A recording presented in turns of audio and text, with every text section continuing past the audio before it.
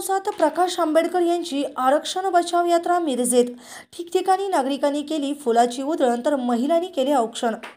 वंचित बहुजन आघाडीचे राष्ट्रीय अध्यक्ष ॲडव्होकेट प्रकाश दादा बाळासाहेब आंबेडकर यांच्या नेतृत्वात 25 जुलै 2024 रोजी मुंबई चैत्यभूमीपासून आरक्षण बचाव यात्रेला सुरुवात झाली।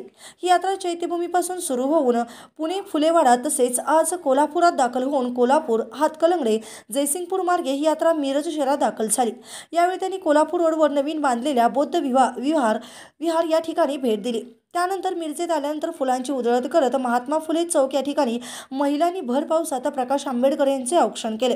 त्यानंतर ही यात्रा शास्त्री चौक मार्गे महाराणा प्रताप चौककडून छत्रपती शिवाजी महाराज पुतळा येथे जाऊन छत्रपती शिवाजी महाराज यांना अभिवादन करून महात्मा गांधी चौकातून पुन्हा छत्रपती शाहू महाराज चौकाहून भारतरत्न डॉक्टर बाबासाहेब आंबेडकर पुतळ्याजवळ येऊन भारतरत्न डॉक्टर बाबासाहेब आंबेडकर यांच्या पुतळ्यास पुष्पहार अर्पण केला गेला।